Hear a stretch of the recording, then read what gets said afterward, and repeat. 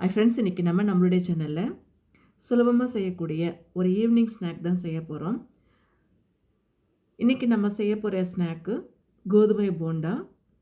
இந்த கோதுமை போண்டா எப்படி செய்கிறது, அதுக்கான ப்ரிப்ரேஷன் தான் பார்க்க போகிறோம். நம்மளுடைய சேனலை சப்ஸ்கிரைப் பண்ணாமல் பார்க்குறவங்க சப்ஸ்கிரைப் பண்ணிவிட்டு பாருங்கள். பக்கத்தில் இருக்கிற பெல்லைக்கானை கிளிக் பண்ணிக்கோங்க. அப்போ தான் அடுத்தடுத்து புது வீடியோஸ் உங்களுக்கு நோட்டிஃபிகேஷனில் வரும்.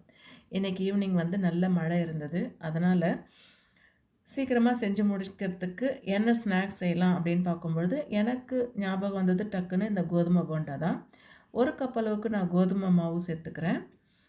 1 டீஸ்பூன் அளவுக்கு ரெட் சில்லி பவுட்ரு சேர்த்துக்கிறேன். அதே போல்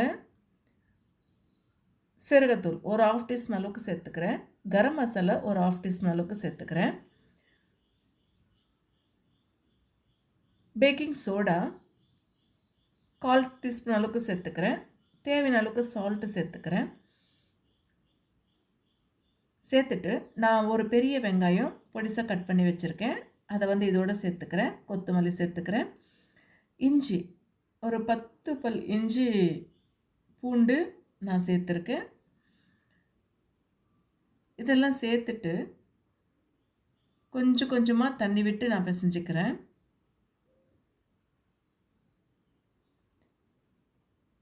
ரொம்ப கெட்டியாகவும் இருக்கக்கூடாது, ரொம்ப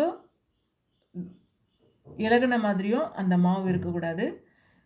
திட்டமாக கலந்துக்கணும். இப்போ சூடான எண்ணெய் ஒரு டீஸ்பூன் அளவுக்கு நான் சேர்த்துருக்கேன். கலந்ததுக்கப்புறமா எண்ணெய் ஊற்றி மறுபடியும் மிக்ஸ் பண்ணிக்கணும்.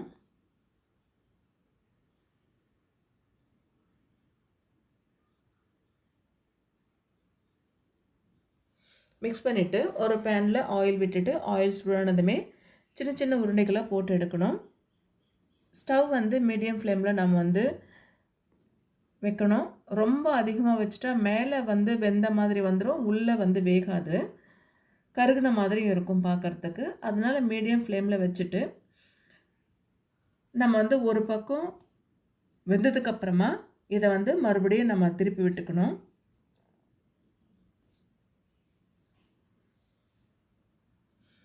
நல்லா வெந்து வரட்டும். அதுக்கடுத்து நம்ம திருப்பி விட்டுக்கலாம். இந்த பபுள்ஸ் அடங்கின உடனே நம்ம திருப்பி விட்டுக்கலாம். வெந்துச்சுன்னா அப்படின்னா பபுள்ஸ் வர்றது அடங்கிடும். இப்போ இதை நம்ம திருப்பி விட்டுடலாம். இன்னொரு பக்கமும் நல்லா வெந்ததுக்கப்புறமா நம்ம எடுத்துக்கலாம்.